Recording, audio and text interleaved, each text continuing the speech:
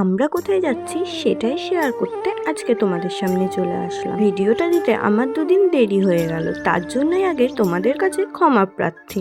দেখো, সকাল সকাল ঘুম থেকে উঠে মা তাড়াহুড়ো করে আলু সিদ্ধ ভাত এইটুকু করারই সুযোগ পেয়েছে। তারপরেই তাড়াহুড়ো করে ঘি আলু সিদ্ধ ভাত আমরা ঝটাপট করে খেয়ে নিলাম।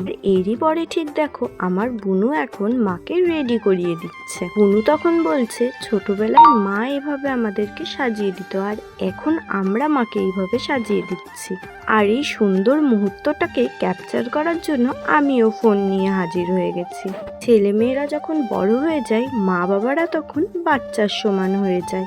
এরপরেই দেখো মা আর বুনু সেই ভিডিওটা করছে। দাঁড়াও, এইবার তো ঠিক বুঝতেই পারবে ওরা কোন ভিডিওটা করছে। আর ভিডিওটা রুমি ঘোষ আর রুমি সানা দুটো অ্যাকাউন্টেই বুনু আপলোড করবে, অবশ্যই তোমরা দেখে নিও। ঘুরতে গেলে এই ভিডিওগুলো এখন সবাই করে, তাই বুনু আর মা কেন দেরি করবে, ওরাও এই ভিডিওগুলো করে নিল। তারপরে নাও বাপু, অনেকক্ষণ ওদের দেখালাম, এবার একটু নিজেকে দেখাই। দেখতে পাচ্ছ আমার মুখের অবস্থাটা কি হয়েছে।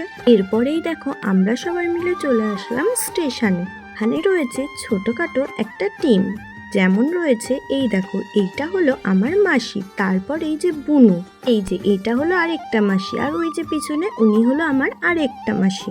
ওরা সবাই ট্রেনে উঠে পড়লো, এদিকে আমাকে ওরা কেউই নিল না। সত্যি কথা বলতে আমি নিজে থেকেই যাইনি, কারণ বর ছাড়া আমি কোথাও যাই না, কারণ আমার ভালোই লাগে না। ওরা আসলে যাচ্ছে কন্যাকুমারীতে।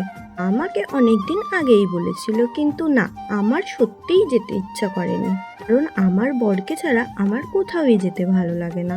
তাই তো আমি ওদেরকে ট্রেনে তুলে দিয়ে আমি এখন বাড়ির উদ্দেশ্যে রওনা দিলাম।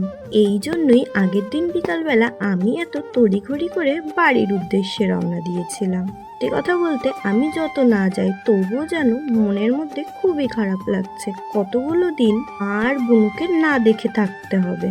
মাকে ছাড়া তো আমার একদমই ভালো লাগে না। তবুও বলি ওরা সাবধানে ঘুরে আসুক গিয়ে।